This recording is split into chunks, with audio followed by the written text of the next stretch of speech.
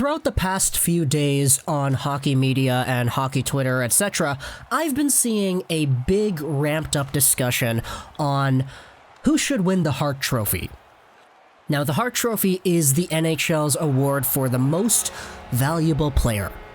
And it doesn't necessarily just boil down to the guy who had the most points in a season, but at the same time, it doesn't necessarily mean that the guy who had the most points isn't allowed to win it. It's just a measurement of how valuable one player is to his team, and whoever is dubbed the most valuable to his team is the winner of the Hart, or at least that's how, in my mind, it should be.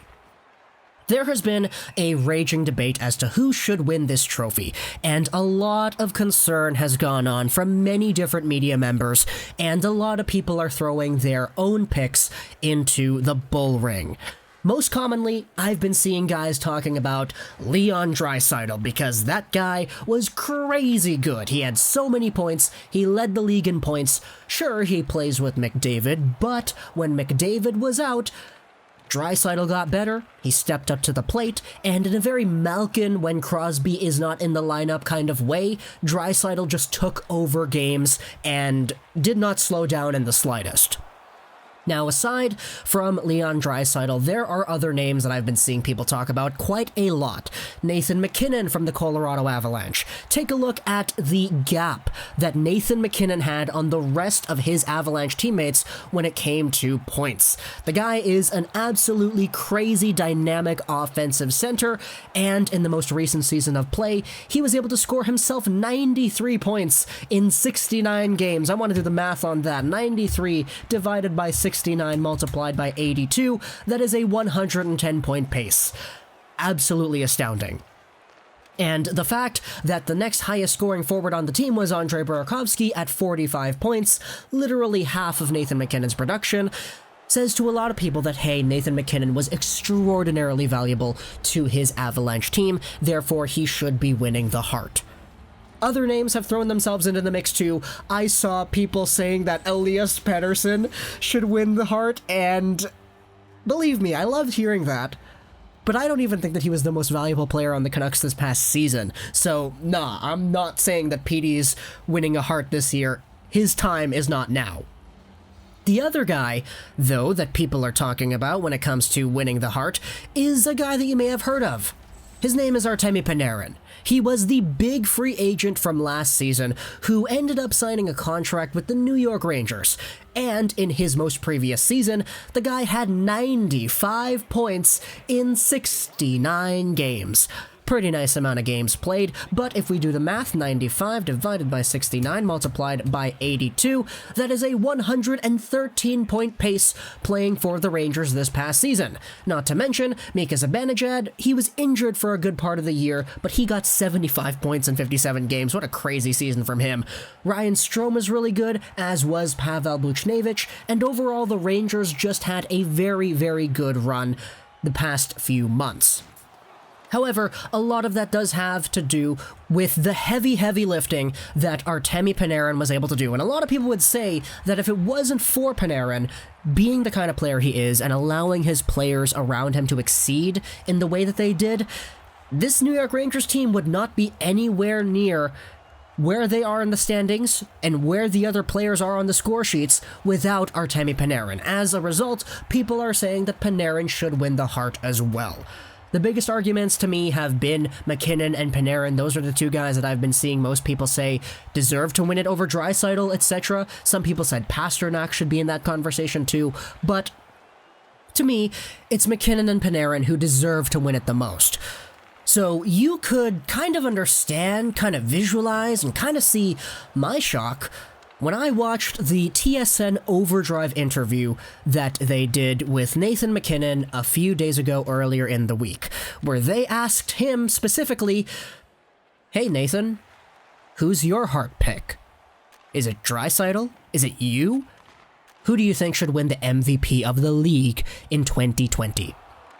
And Nathan MacKinnon himself went and said that it's Artemi Panarin who he believes should win that trophy. Just the things that he was able to do with the New York Rangers, how he enabled this Rangers team to succeed, and how he enabled the rest of the lineup to do well too.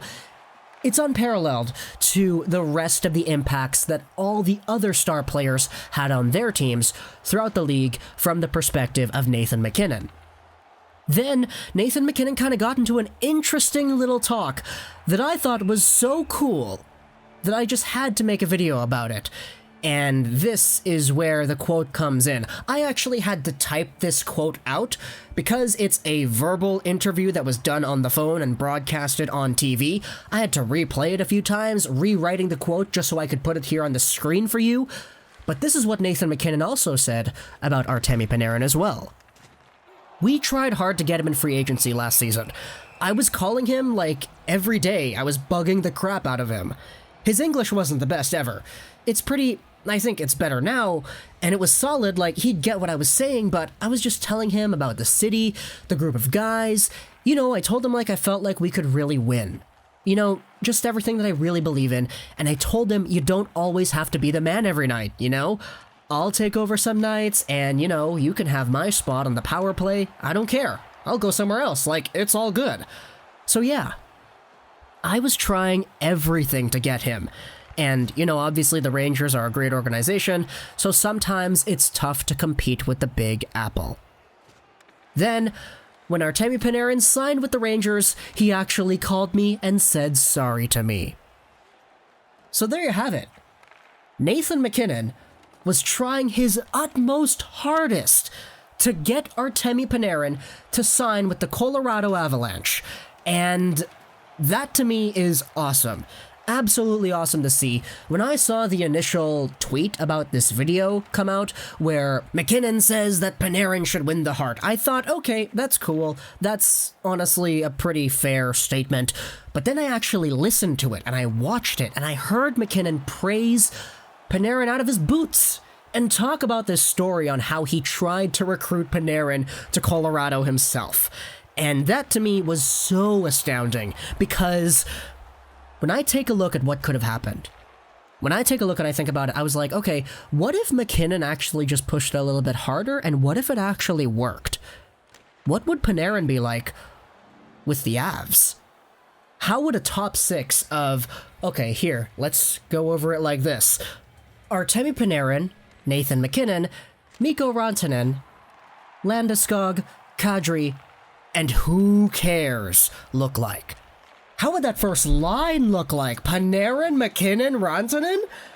Those are three, honestly, like potentially 100-point scorers in this league, all playing together on the same line. And the potential of a power play with all these guys together as well. Panarin with MacKinnon and Landeskog and Rantanen and Makar. Oh my goodness. Nathan MacKinnon himself even said that you could move him on the power play to make room for Panarin. He doesn't care. He just wants to get this guy on the team. Because if you take a look at the impact that Panarin had on the Rangers, imagine him doing that with the Avs. Nathan MacKinnon's right. He doesn't have to be the guy every night. Sometimes Panarin can be the guy. Other nights, it'll be MacKinnon to step up and take the spotlight. But rather, what if instead it's every night it's both of them? Because these two guys both had very well-deserving Hart candidate seasons, and in my heart, it should be one of these two guys that wins the Hart. I didn't even recognize that. That was like, I said that, and then I kind of paused up, and I was like, wait. Great, I know, great puns. But imagine having two Hart candidates on your team. Two very legitimate Hart candidates doing Hart candidate-like things on your team. Two players who, if they were playing together, they probably both each would have been at 100 right now. And that is scary. You think McDavid Draisaitl is scary? What about Panarin MacKinnon? Ah, man. Just thinking about it gets my blood boiling as to how nuts hockey would be if that were to be.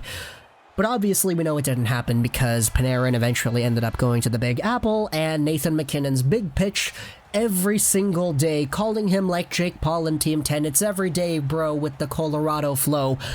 It didn't end up working.